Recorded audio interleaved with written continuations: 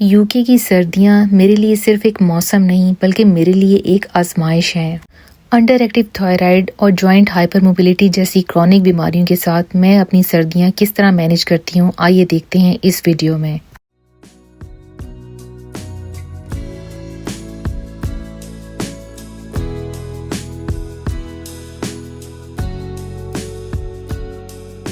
बिस्मिल्लाहिर्रहमानिर्रहीम। अस्सलाम वालेकुम व्यूअर्स।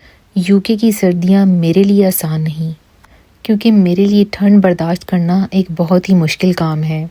क्योंकि अंडर एक्टिव थायराइड में आपका बॉडी टेम्परेचर इतना ड्रॉप हो जाता है कि आपसे सर्दी बर्दाश्त नहीं होती, और ऊपर से जोड़ों और पट्टों की दर्द की वजह से सुबह की मॉर्निंग वॉक करना भी मेरे लिए आसान नहीं होता, लेकिन स्टिल मैं करती हूँ।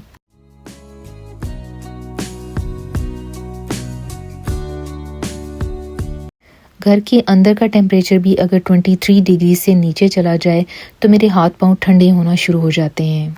घर के बाकी सब लोगों के लिए 22 डिग्री का टेम्परेचर भी बहुत ज़्यादा होता है, लेकिन मुझे तो बाज़ औक़ात 23 डिग्री में भी ठंड लग रही होती है, और घर के बाकी सब लोग कंप्लेन करते हैं कि हमें तो बहुत गर्मी लग रही है।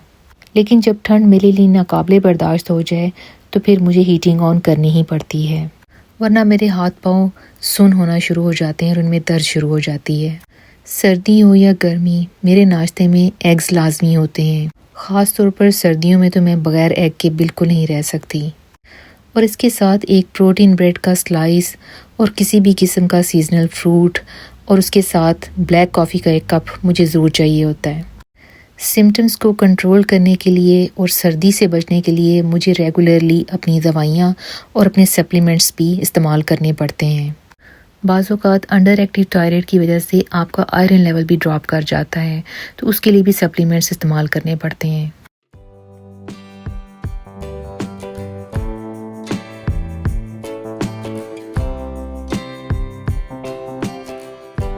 यूके की सर्दी में मेरे लिए बाहर निकलना एक आजमाइश से कम नहीं होता।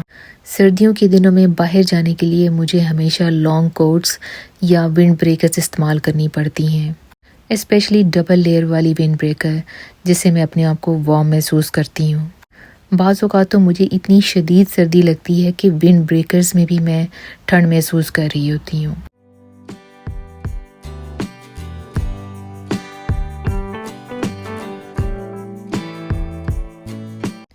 लेकिन क्या करें, घर से बाहर निकलना एक मजबूरी है। सर्दी हो या गर्मी, हमें ग्रॉसरीज तो खुद ही करनी पड़ती हैं, और इसके अलावा बच्चों के स्कूल्स और मस्जिद की ड्यूटी भी हमें करनी पड़ती है। हम चाहे कितना ही अपने आप को बीमार महसूस कर रहे हों, लेकिन काम तो करने ही होते हैं ना।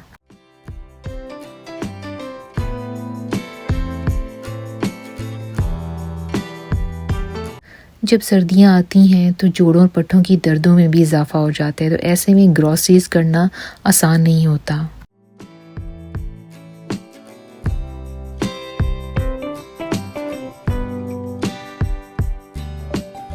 इन्हीं दर्दों के साथ हमें ग्रॉसरी के बैग्स उठाने भी पड़ते हैं और रखने भी पड़ते हैं।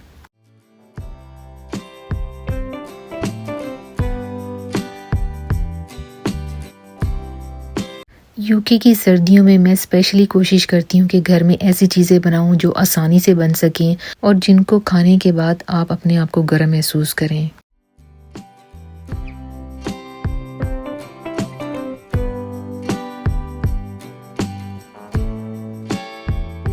सर्दी के मौसम में मुझे उबली हुई गरम गरम छल्लियाँ यानी स्वीट कॉर्न बहुत ही पसंद है, और मेरे घर में स्वीट कॉर्न सभी बहुत पसंद करते हैं, इसलिए मैं फ्रीक्वेंटली सर्दियों में ये बनाती हूँ। और इसके अलावा सर्दियों के लिए मेरी फेवरेट डिश है सूप।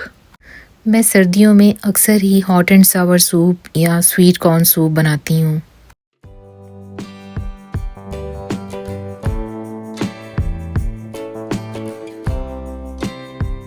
मेरे घर में सभी सूप बहुत पसंद करते हैं, स्पेशली बच्चों को तो बहुत ही पसंद है। मुझे सिर्फ सूप जायके की वजह से पसंद नहीं है, बल्कि सूप मैं इसलिए लेती हूँ कि ये मुझे बहुत देर तक वार्म भी रखता है, और इसके पीने से मेरे अंदर ताकत भी महसूस होती है।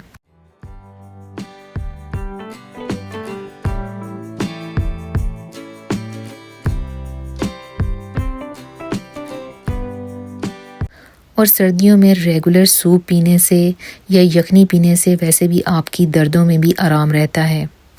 इसीलिए मेरे सर्दियों के मेन्यू में सूप लाजमी शामिल होता है। सूप के अलावा मैं कोशिश करती हूँ कि घर में अक्सर फ़िश या प्रॉन्स बनाऊँ।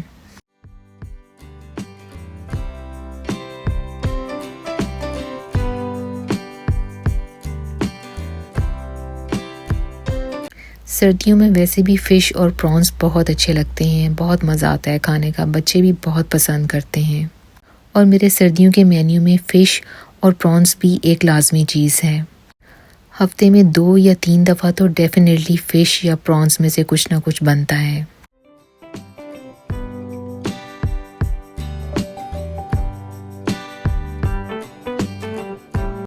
फ़िश या प्रॉन्स मैं इसलिए भी बनाती हूँ कि इससे भी बॉडी वार्म रहती है। और नो डाउट फ़िश खाने के बहुत सारे बेनिफिट्स हैं।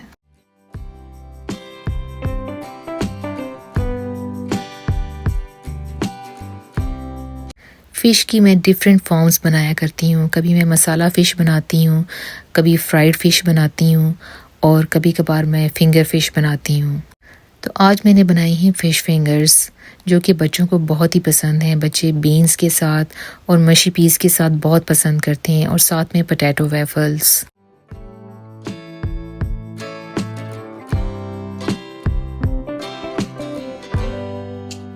यूके में डिप्रेशन बहुत ज़्यादा है, स्पेशली सर्दियों में तो आपको ना चाहते हुए भी बहुत डिप्रेशन हो जाता है।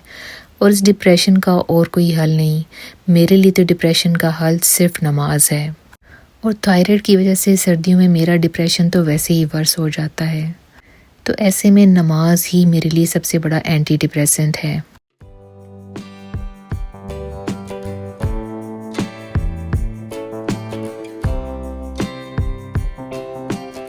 सर्दियों के दिनों में मैं ख़ास तौर पर कोशिश करती हूँ कि मैं बेडशीट्स भी वो वाली बिछाऊँ जिससे आपकी बॉडी गर्म रहे, और कभी कभार तो मैं फिटेड शीट के ऊपर ब्लैंकेट ही बिछा लेती हूँ। सर्दियों में बच्चों को मस्जिद लेकर जाना भी मेरे लिए बहुत मुश्किल होता है क्योंकि बहुत सर्दी महसूस होती है गाड़ी में। चूँकि मेरा घर मस्जिद से थोड़ा दूर है, इसलिए मुझे कार पार्क में ही बच्चों के लिए वेट करना पड़ता है। और जब सर्दी मेरे लिए नाकाबिले बर्दाश्त हो जाती है तो फिर मुझे गाड़ी थोड़ी देर के लिए स्टार्ट करनी पड़ती है। तो मैं टाइम ज़ाया नहीं करती, बल्कि इस टाइम में मैं अपनी यूट्यूब की वीडियोस एडिट करती हूँ या फिर वॉइस ओवर्स करती हूँ। यूके की सर्दियाँ स्टार्ट होते ही मुझे थकावट बहुत ज़्यादा महसूस होना शुरू हो जाती है। जोड़ों और पट्टों की दर्द भी बहुत बढ़ जाती है। हालांकि अपनी रूटीन के कामों के साथ साथ मैं रेगुलर ब्रेक्स और रेस्ट भी लेती हूँ, लेकिन इसके बावजूद मैं बहुत थक जाती हूँ।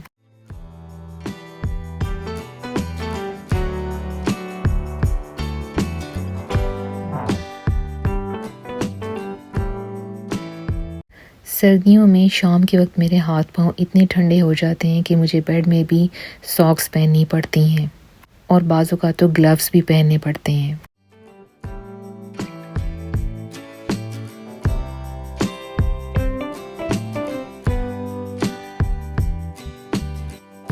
दर्द की वजह से अक्सर मेरे हाथों में और उंगलियों में सूजन भी हो जाती है और उंगलियों के पट्टे अक्सर स्टिफ हो जाते हैं।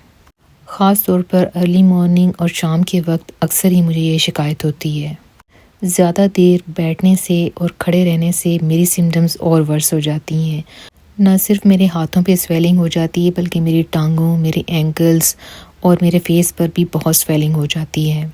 और साथ ही स्किन पर खुश्की भी बहुत हो जाती है, जिसके लिए मुझे मॉइस्चराइज़र्स यूज़ करने पड़ते हैं।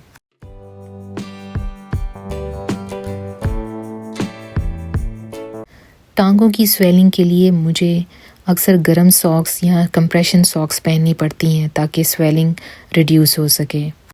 और इसके अलावा साबुत गरम मसाले से बना हुआ ये कावा भी मेरी हेल्प करता है। तो व्यूअर्स, अपनी क्रॉनिक बीमारियों के साथ ये थी मेरी सर्दियों की रूटीन। वीडियो को लाइक, सब्सक्राइब और शेयर ज़रूर करें और कमेंट्स में बताएं कि आप अपनी सर्दियां कैसे मैनेज करते हैं, ख़ास तौर पर अंडर एक्टिव थायराइड के साथ या जोड़ों और पट्टों की दर्द के साथ। इस कावे की रेसिपी आपको मेरी प्रीवियस वीडियोस में मिल जाएगी। तो थायराइड से रिलेटेड मज़ीद अच्छी और इन्फॉर्मेटिव वीडियोस के साथ फिर दोबारा मिलेंगे। ओके जी, स्टे ट्यून्ड। अल्लाह हाफिज़।